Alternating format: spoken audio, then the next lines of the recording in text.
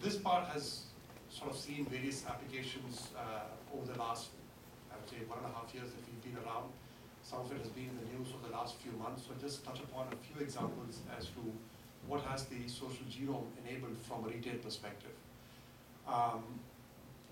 One example that comes to mind is our Social Sense initiative, which essentially enables us to mine social media content for informing store assortment. What are the products that are important to our customers and where are they important? So not just looking at it at a national level, but being able to look at it even at a store level. The Social Sense initiative has been covered pretty recently in the press. I think there was a recent New York Times article about it, which can probably give you a more detailed sense of what exactly it accomplishes for Walmart stores. The other interesting application for the social genome platform has been our gift recommender, which was launched as a Facebook app at the beginning of this year, which allows us to essentially look at user profiles and be able to recommend gifts for your friends, partly related to your network alone, but also looking at it from a big data perspective, being able to identify patterns across profiles and recommend gifts that would be appropriate, typically in the holiday season, but you're welcome to give gifts at any time of the year. So those are two examples that come to mind in terms of how we've been able to bring in social media content to influence retail at Walmart.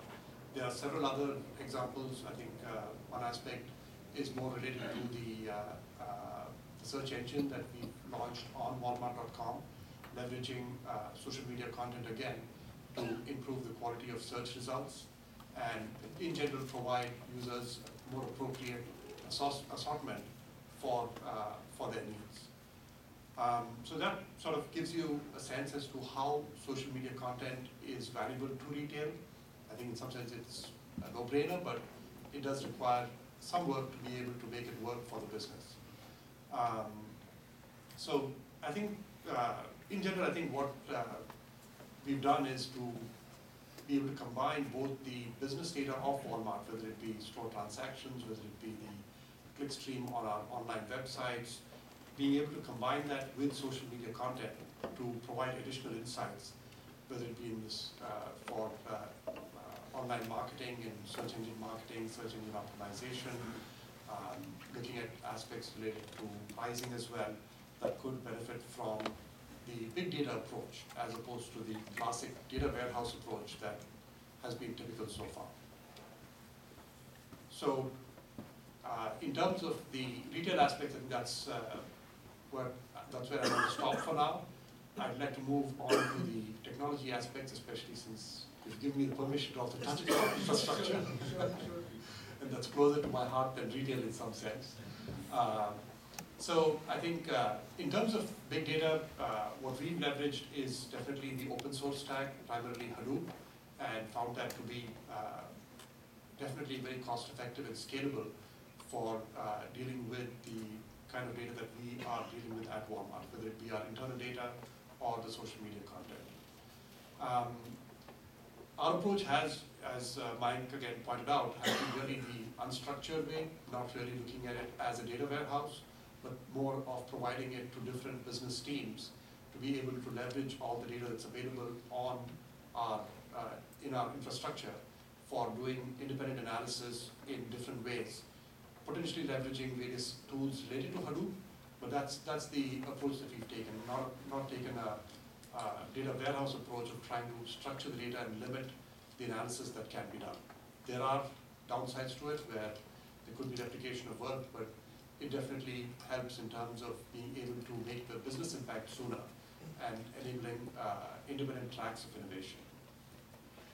So moving on to one more aspect, which I think some of the other speakers touched upon in terms of velocity. I think that's a critical element going forward, where I think fast is going to become sort of almost an add-on to big data. We call it big fast data, in fact, in labs. We don't call it big data, we call it big fast data. And fast data is really about streams, where you would like to generate real-time insights from streams of events, whether they be store transactions, whether they be the Twitter firehose, whether they be the .com click streams. How do you generate real-time business insights from these streams of events, as opposed to the big data approach, where you typically would have a month or a year or 10 years of data on which you'd like to do the analysis. On that front, we had developed the MapDate platform, which is just an easy way of saying map update, which is the sort of analogy for MapReduce on big data. Map update is the corresponding analogy for event streams. And we recently open sourced our MapDate platform, and essentially, in some sense, paying back the community in terms of us leveraging Hadoop, which came from the open source, giving back to the community in terms of MapDate. And that's something which would, I think, make a big difference in terms of real-time analytics, being able to leverage a framework for extracting insights in real time. And especially in the context of mobile commerce and online commerce, that's particularly valuable. On the brick and mortar side, things tend to move a little more slowly, so real-time insights are not really useful. So, but the MapDate platform has really helped us in specific areas where real-time analysis was essential. With that, I'd like to thank you all for the opportunity to present to you. Thank you. So, Sanil, if you can talk to us about the financial sector.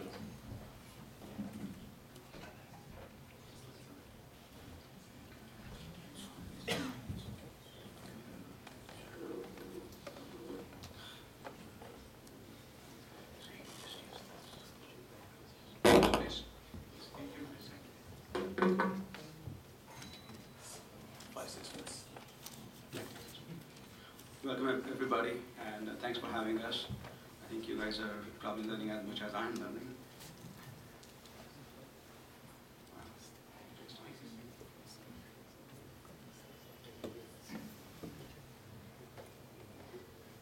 All right, so I'm supposed to talk about the financial sector here. So my first slide is mother's milk. So they say that money is the mother's milk of politics. Okay, you might be a really good candidate, you might have good policies. Okay, if you don't have money, you'll never win. In real estate, they say location, location, location. Location is everything. Okay, I say that in finance, okay, it's data, more data, and big data. So before we jump into what big data can offer in finance, okay, I want to talk about some of the characteristics of the financial sector, okay, because it is important to know those characteristics, because the solution will influence what that is. Okay. So the biggest thing is financial sector creates vast amounts of transaction data from the beginning. Okay, even before finance marketing team came up with big data term, okay, they were generating tons of data. A typical MasterCard or American Express Visa, they generate 1 to 2 terabytes of data per day. That's a lot of data, and it's difficult to store that data and analyze that data. Okay, so they deal with big data before the big data term was even invented. Then they also have a lot of regulatory and compliance requirements. You know what happened in 2008, the market, and there are more and more requirements. So they have to be, you have to be cognizant about what kind of solutions you can provide with big data. You have to know all these. Then there are stringent availability and security requirements. Okay, a payment system cannot be down. Okay, somebody somewhere at any given time is buying something. Okay, so you cannot, it cannot be done. So you have redundant systems. Once you have redundant systems, you have increased machine-generated logs. Okay? And because of the security requirements, you have to log all that, firewall log and access logs and lost package logs. And you talk about this machine-generated logs, and there are tons of it. Okay? And the finance industry generates lots of those. And the last thing is new to them, which is they have a desire to leverage consumer data across multiple channels. Okay? The web and mobile and social media, which is new to them. So these are the 4 characteristics, salient features, whatever you want to call it, but please keep them in mind, okay, when I discuss about the solutions. So the first big data solution, okay, that big data offers to finance is not very sexy. Okay? I'm saying it makes data available. Okay?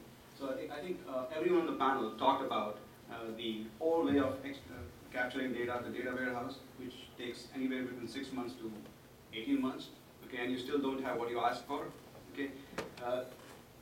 The new big data technology like Hadoop makes it easy. It makes it available immediately, almost immediately. Okay.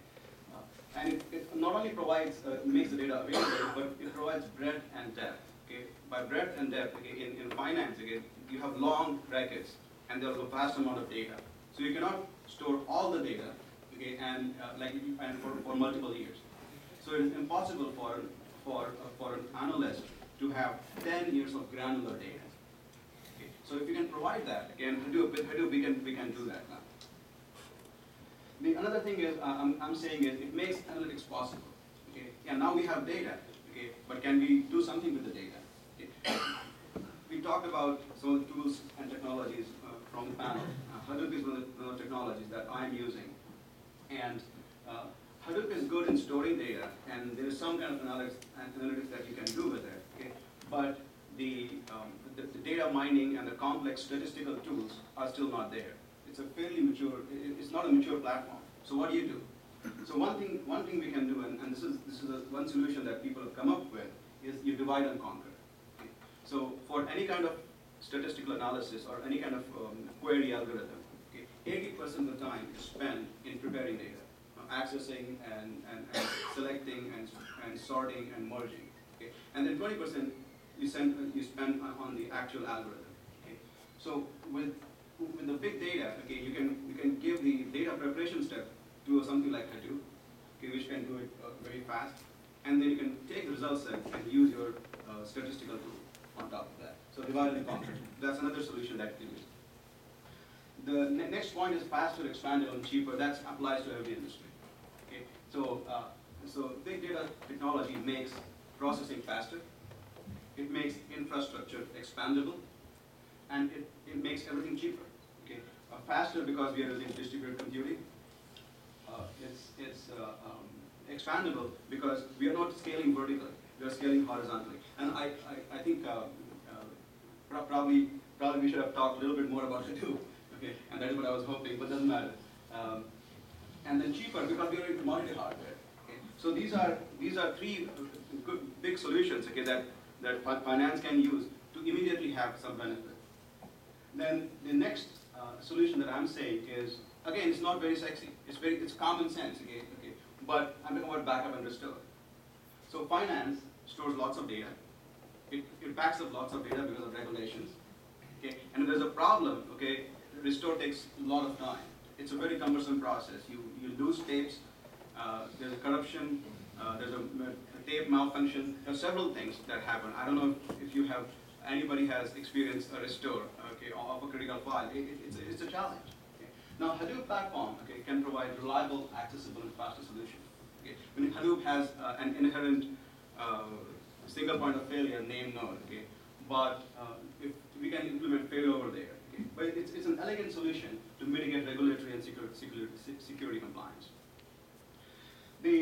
Another offering that big data provides for finance is new products. Okay. Now I'll give you a few examples there. Many of you must have heard of this Watson from IBM, okay, where Watson beat Jeopardy champion Ken Jennings. Okay. Now Citigroup is using Watson, okay, and it is helping them decide product offerings. It is parsing internal data, combining that with external data, something that nobody thought about before big data. Then PayPal developed Igor. Okay. It's a fraud detection solution. Okay. Igor is the name of the hacker, okay, who was trying to hack PayPal, and they gave the name because he was using sophisticated analysis. So Igor is not a typical fraud detection because fraud detection has been there for a long time in finance. Okay. But Igor is a new kind of fraud detection where it's using lots of data. Then Talented. This is another application that finance is using, which pulls information from different sources and finds connections. The FBI is using it, CIA is using it, and many of the banks are using it. So these are new products, okay, which nobody ever thought about. The last one, what is big data doing to finance? It is expanding the industry. Okay. So there's new competition and there's new business model. Okay, you must have probably most of you must have heard this Zoom.com. Okay, you deposit money in dollars and somebody in India collects that money in rupees. Okay, now for that to happen, okay, once you give money in cash, okay, that's it, it's gone. Okay, if there's a problem with that transaction, it's too late. Okay, so Zoom has to crunch lots of data, okay, to process that transaction reliably. Zest Cash, it provides loans to people with bad credit. Okay. You go to a bank nowadays, okay, and you want a credit. They run your FICO score, they'll look at your earnings, and they do a few things and decide whether you are eligible or not. Okay. And if you don't have bad credit, if you have a bad credit, you will never get a loan. Okay. But there are many individuals who have bad credit. Okay. But there are other factors that you can look into and provide loan. Okay. Zest Cash, okay, has opened a new market now.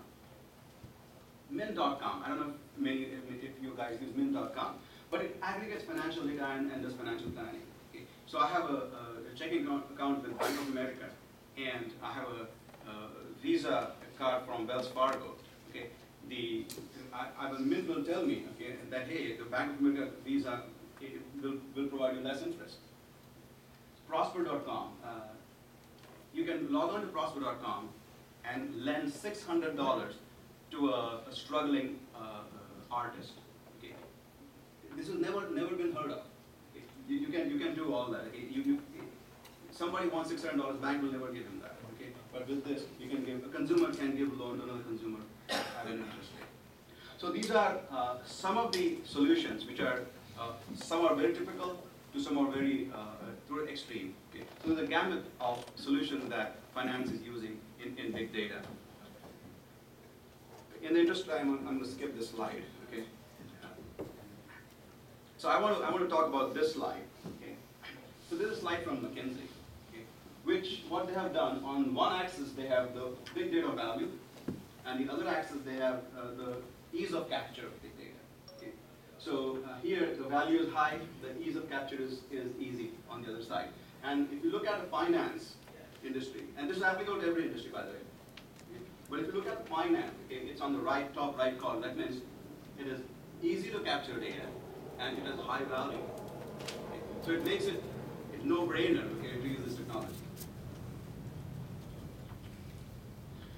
This is the last slide, okay, and I think this is from McKinsey as well. They did some research and found out that in 2018, okay, the difference between supply and demand of analytical talent is going to be 150 to 200,000. That's a staggering number. Okay, and it's not a great solution, but it makes sense, okay, to invest in big data technology and big data resources from now. Okay, if you invest your resources now, okay, by 2018, you will have an advantage. You will have an edge up. So I think these are some of my thoughts about how big data is making a dent in the finance industry. There are some interesting examples, okay, and fraud analytics, everybody talks about it, okay, but there are many simple solutions like the backup and storage, okay, which nobody talks about, but they have a huge impact to the financial industry. That's about it. Thank you.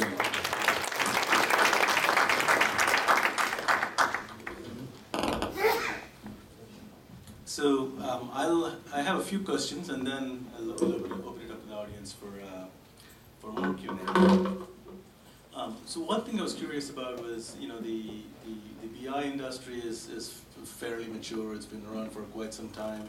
How does there are certain expectations on ease of use and so on with respect to the various analytics systems. This new set of technologies around big data don't necessarily have those same characteristics. What do you guys think? Is that being sold? Is it really a different paradigm? Are you relearning things, or is there a transition? Any of you can do it. Yeah.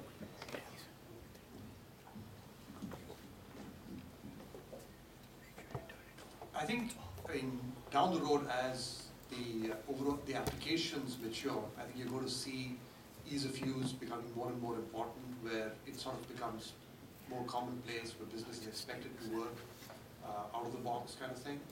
I think we're probably a few years away from there. At this point, there's so much value to be extracted from the big data that people are quite okay having to deal with the complexity of more raw tools, more basic tools to be able to extract the value from the data that they have, and not overly focused on is the tools that my data scientists are using, is it really easy to use?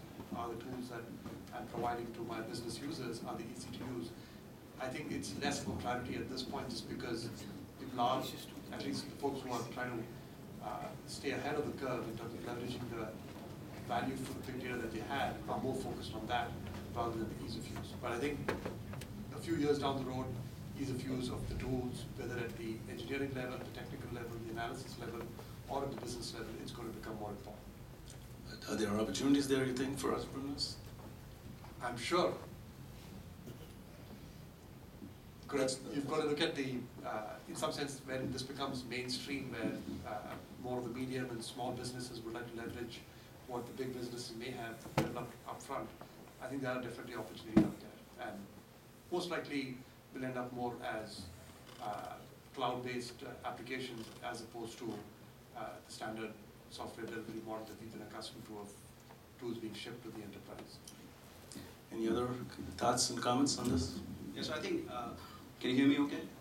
Yeah, so I think it's definitely a paradigm shift. I agree with that, and the analytical tools haven't developed.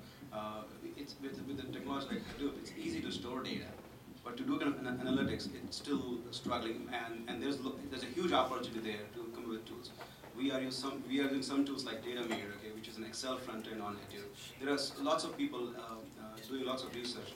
I was in Hadoop world a few months ago, and there were almost 60 venture capitalists looking for ideas. Okay, so yes, there's a lot of opportunities, and a lot of people are working on it. As I mentioned in my presentation, there's a paradigm. Yeah, the analytical tools are not developed yet, okay, but you can divide and conquer. Okay? You can push the workhorse, the data extraction part, to Hadoop and do the analytics with the traditional tools. That's a stopgap solution, but yes, the field is growing, and within a few years, we'll see some good tools on the analytics side. If I can just add to it, we're just getting started. And as any startup industry is, a lot of opportunity for the people, entrepreneurs out here.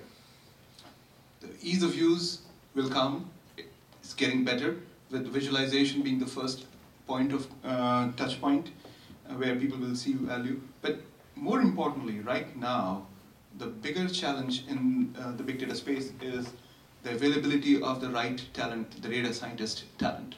And that doesn't grow on trees. It comes with years of experience, PhDs, and detailed work in this space, in understanding the data domain as well as the business domain, and then being able to extract value out of your data. So with that, once the shortage that was mentioned earlier of data skills being there, that need will create the opportunity for ease of use and so that currently whatever time is required to assemble a big data system and create analytics on it, we have to reduce that time. Okay.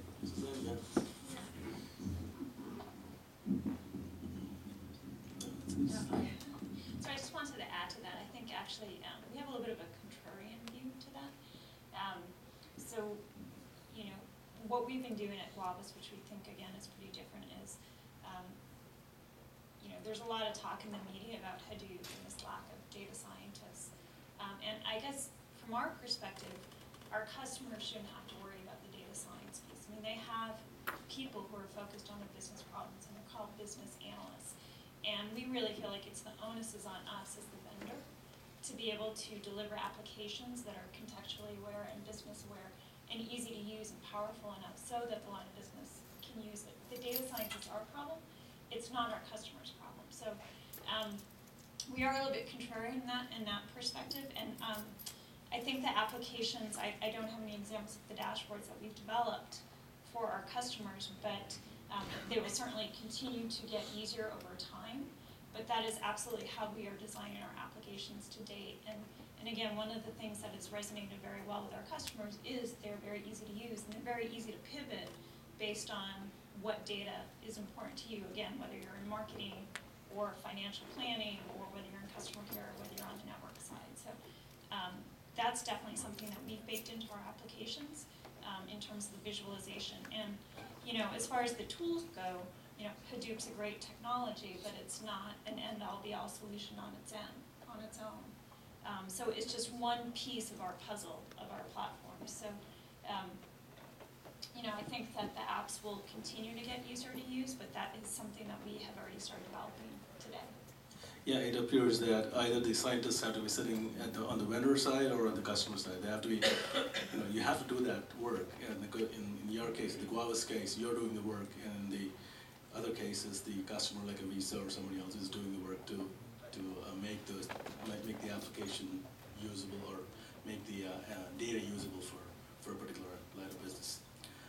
The other thing I was curious about was, when do we close the loop between all of these insights and then actually controlling something? Where do we, actionable analytics, where do we, are there examples in your industries where you're doing that today? If so, it would be good to share that, because I think that's the other, when you start to trust your analytics platforms and there's no human intervention, that's, I think, a big jump forward. And so I'm curious whether you have gone from insights to actual action, and if so, I know there are some examples, but I'm curious to hear from the panel.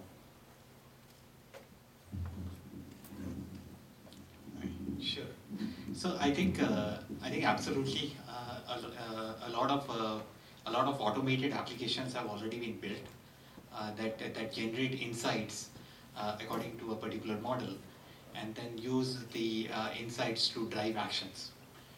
So most of the analytical applications, the automated applications where no human is in the loop, is being delivered in marketing. For example, all of Google Ads is driven by big data applications, and that was one of the first. Online advertising has always been one of the first apps to use big data insights to drive contextualization, localization, and drive up cents of profits or millicents of profits, right?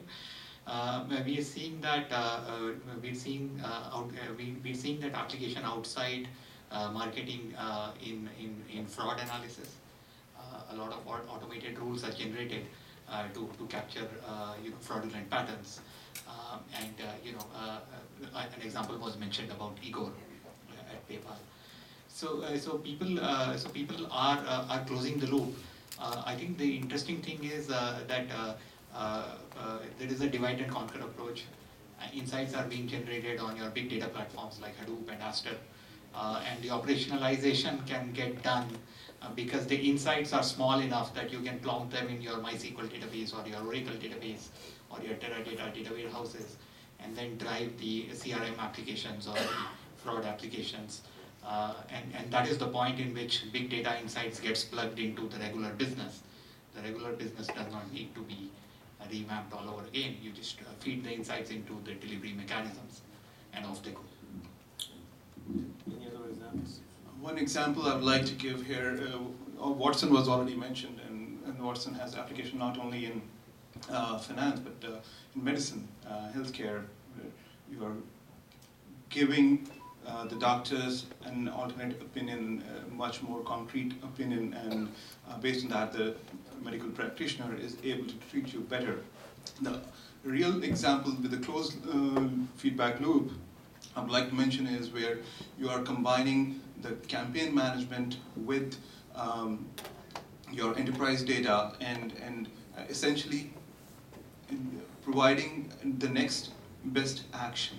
And as to just take an example of a call center. A call center is not only telco specific, it can be in any industry, right? A call comes to the call center. What's the typical metric that a call center manager has? To be able to increase the number of calls being handled in a given unit of time. Now that's the traditional thinking. In the big data world, we are able to match the incoming call based on the demographics of the caller to the call center operator or the CSR who closely matches with the ability to handle and cross-sell and upsell to that particular customer. So, because the ultimate objective is to increase the market share of the wallet, right? So, if you are able to match the right call to the right CSR, that's what is the value in closing the feedback loop and leveraging the big data technologies. Yeah, thanks. I want to open it up to the audience for questions. Raise this first, yeah. A question for Mr. Inamdar or anybody else on the panel. Financial services is arguably the biggest IT spend sector worldwide. And leaving aside insurance, it would be retail banking and capital markets and securities. You mentioned Hadoop. I'm very curious to hear your insight as to what are the top pain points in these two different sub-verticals, retail banking and securities and capital markets, and does Hadoop have a play in the securities and capital markets part of the sector? Do you see Hadoop being used much at all? Who's implementing it that's publicly known in capital markets? So I mean, I don't know who has implemented, but Hadoop is an open platform. It's not industry specific. And there are one of the gripes the financial industry has the security model, okay, because it's not that stable. Okay, it's an open source system. People did not spend much time in security. It was Google came up with this idea. Google and Yahoo came up with this idea, and they were managing weblogs. Okay, the security was not their big concern. Okay, but with financial sector, with healthcare, okay, security is a big concern. So that is one hole that I see. Okay, but that hole can be filled with many other mitigating strategies that can apply. And just to clarify, the question pertains more to how the capital markets cannot handle the latency issues around Hadoop, even beyond security. So I wonder if there is much of a play for it at all, security aside. When you say latency, what are you talking about? To be able to reach the data, access it, or even in terms of real-time streaming data that comes in for analytics. So the pain points might be very different. Yeah, so the Hadoop is kind of it's still a batch system. Okay, you store the data, and so you can use it for real time. There's a different architecture that you have to go to. But Hadoop is still a batch-oriented system. Can I add to that too? So in capital markets, what we are seeing at Teradata Aster, we're seeing technologies like Hadoop and Teradata Aster being used in the back office of capital markets for computing risk, modeling risk, and making closing the book decisions at a faster pace. Find more models can be built, finer granularity decisions can be taken. So it's creeping up. It's not yet in the front office. But I think technologies like update and streaming technologies can bring it to the front office. I'm not sure at the tip of the spear, but definitely back office is getting revolutionized too. Thank you. Okay. Hi, thanks. Very informative panel session. Thank you. I've got a couple of questions. One is, what about there's a lot of talk about NoSQL databases at the moment. What do you see as prominent at the moment? Well, there's going to be winners and losers because there's so many at the moment being created. And if you don't mind, a supplementary question to the first question. I couldn't quite see the McKinsey chart, but what are the market segments that are underserved today with respect to big data? We've talked about telco, talked about retail, talked about financial markets. What are the markets you see are ripe? There's a lot of entrepreneurs here looking for a segment to go and target.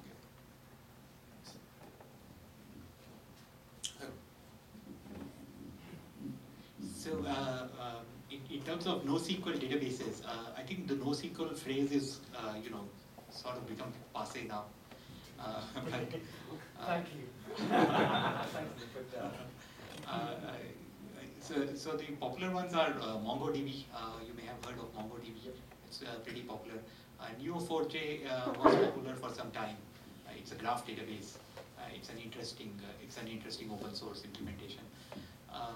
There are a few other projects I think there is a Graph Viz, which is another graph database, is getting popular. Cassandra is very popular. It's a key value store, which is pretty interesting, and it's more real time, more interactive than Hadoop is. It's difficult to predict any winners at this point of time, to me. So in terms of opportunities, I think there is a lot of opportunity to be exploited today in oil and gas.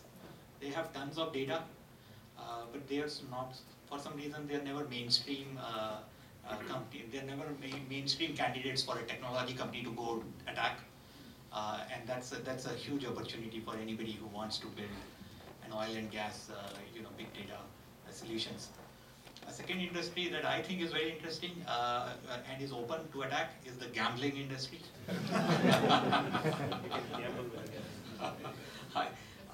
I think those guys get data science. They have always been using data science, and it's amazingly possible to go and disrupt it.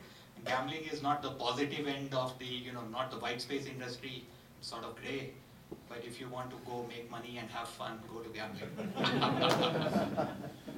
We are seeing a lot of investment or a lot of interest from not only government, financial sector, banks included, insurance companies included, but also telcos. So these are top sectors in terms of the industries where current investment is going. So definitely there is an opportunity in these sectors. But even though interest has been there from healthcare, I haven't seen as much money being poured into that. And that's a sector where both government as well as healthcare both will have a say in that.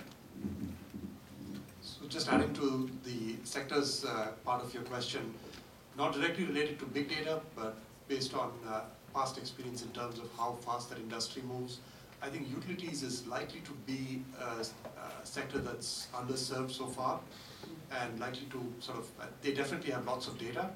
Not sure that they are anywhere close to mainstream in terms of adoption of big data technologies. Thank you. About the pharma, nobody can mention the pharma.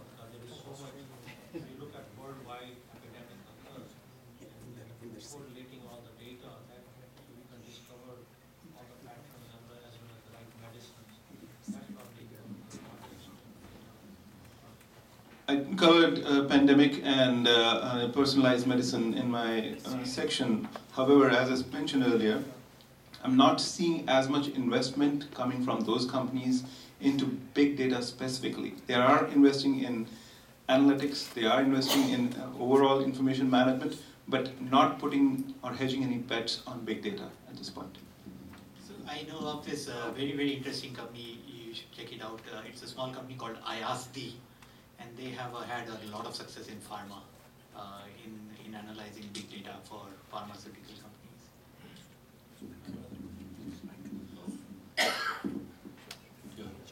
So my question is. Wait, can you wait for the mic, please? Can you wait for the mic, please? Because I'm taking. So far we have been dealing with, when we deal with regular computer science, we deal with structured and very organized data. Once we get to the big data, now you have totally reversed. You have to invent the new data science, which has to deal with a lot more so-called statistical model, mathematical models. And my question is, you think there is an effort required in the universities to really teach the data science and reinvent so we can create a much larger population of educated students? Because I do not think that companies individually creating some application will solve this problem. We will have to. What is your opinion about? Because we have to now, and there are not that many students going in that today in all the statistics and mathematics, the kind of complex models we need to analyze all this massive amount of big data and volume data that is being created. So until we do that and re-educate and recreate these data science classes as well as students, I don't think we'll be able to solve the problem. I'd like to get your comment on that. Who wants to take that? The analogy that comes to mind is we always believed that we would never have enough computer scientists. So what happened is that a whole lot of electrical engineers and mechanical engineers became computer scientists. So I think we probably see a similar approach to data scientists. I'm not sure it's really necessary to think of it as a super specialized requirement, especially at the undergraduate level, so to speak. And even today, if you were to look at data scientists, they come from a variety of backgrounds, whether it be math, whether it be physics, whether it be electrical engineering. Anybody who has a strong mathematical foundation essentially has the foundation for being a data scientist. Yes, one could say, doesn't it make sense to have that specialization in education? It probably makes sense, but it'll probably be too late by the time we get that in place in the education system. The reality is that the need is over the next 5 to 7 years. And we're going to have to bridge that gap with, in some sense, cross-training folks who've been in physics or electrical engineering or some other area that has a strong mathematical foundation for the data sciences. Thank you. I think McKinsey's research has stirred that field. Okay, I think many universities like Berkeley, okay, they are trying to open a data kind of course for data, particular data. I don't know the details there, but there was a professor from Berkeley in one of the panels that I attended, and they were talking about yes, same thing that you're talking about. Hey, we need to open up this educational and learning field and bring in more and more data-related topics. Thanks. Actually, let's see if we can get a few more questions out, because actually I don't have any question for the fabulous panel, but I do have a question for the audience. And my question is, how many of you are actively thinking about being an entrepreneur in this space? Just raise of hands. Okay, that's fabulous. So I have news for you. You saw this wonderful panel. We have a lot of other charter members who are very accomplished in this space. And if you guys are really serious about this thing, we can arrange some one-on-one mentorship for you guys to get started. So back to the panel. Thanks, Vic. Okay. Dan is going to kick us out at 5 to 9, so okay. Let's get as many questions as possible. I'll keep it short. I think, I get the part that there's data storage and retrieval is changing. It used to be relational, or it used to be whatever, and now it's, your pet elephant's name or whatever it is. So, but besides the retrieval and storage, which is the technology that you mentioned, it's curious to see, where do the analytics break down? Are the analytical algorithms breaking down at this stage? And what are those in your opinion? And then what needs to be done about them? Meaning, like, so somebody mentioned that it takes 80% to retrieve it and 20% to analyze it, which sounds like actually really awful to me, because it's kind of like saying it takes 80% of time to remember something and 20% to actually act on it. So where do the analytics break down in this big data? I can take a stab at that. So from an analytics point of view, I believe that new kinds of algorithms are needed because the data is so large, you cannot rely on multi-pass algorithms. A lot of clustering algorithms, a lot of statistical algorithms, they are based on iterate over data until a fixed point is reached, and that might be dozens of iterations. Well, you can't do that in the big data world. You got to figure out single pass algorithms to get the insights. So there's a lot of innovation happening in changing the algorithms, making them applicable to the scale that is suddenly new. Because it's not time, it's not order something, meaning like it's not order n log n anymore, n is too large? Because yeah, otherwise it would be a time question, right? Yes, so a multi-pass algorithm is where it makes k passes over the data, so it's order kn. Now we are saying that order of kn is too large. You really need to cut it down to order n plus epsilon. Make one pass over the data. Is there any particular algorithm that is breaking down? You think that's really key?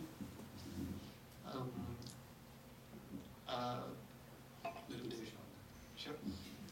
So I think the traditional statistical and analytical tools deal with text and numbers. That is what. The big data, okay, there's variety that we talked about, okay. So we have video feeds, we have photographs, okay, we have Twitter feeds, we have web logs. How do you analyze that? I mean, we have few softwares like face recognition, which are doing that. But nobody is parsing real video feeds. Nobody's parsing real, like the biochemical data or the genome. Nobody's able to do that. So that is where it's breaking up. But nobody's parsing how all the atoms moves in the world too. I'm I sorry? mean, you can parse that if you like. I'm sorry, what So did you say? nobody's parsing how all the atoms are moving in the universe either. Correct. Yes, but, I mean, but with photographs, I'm just wondering where the current ones are breaking down. yeah, so in video, in analyzing video, okay, the only way to analyze video where the crime took place is to physically watch that video. Okay? But somebody could write an algorithm, okay, that could parse that feed. So nobody has done that. That is what I'm saying. So there's a reason for that. There's no reason to parse all the atoms. So I have a simple example for you. So traditionally, you build recommendation engines, like at Walmart. Or at Amazon, if somebody bought this, let's also recommend this other item to him, right? And I'm sure gift recommendation also works in some interesting manner. So traditional way of doing it in data mining has been association rules. You make K passes over the data, and you figure out, what has enough support and confidence to recommend people who buy bread. You should also recommend X to them, all right? So in the real world, you just cannot make K passes over the data. You got to figure out recommendation engine in one pass or 1 plus epsilon pass over the data. Otherwise, you won't be able to look at all the interesting elements that exist here, there, or compute good recommendations at the sub-segments that you want to compute, right? You want to have different recommendations for single moms, you want to have different recommendations for families with young children, different sets of recommendations for families with old children and stuff like that. So you no longer have the affordability of making multiple passes over the data. Thanks, Mike. That's a great answer. Okay. My question relates to the following in terms of validating the models that you use to make predictions and predictive value. Several examples were cited about how you can take various data points and put them together to predict certain events. So for example, in healthcare with predicting that certain infants may become ill in the next 24 hours or so.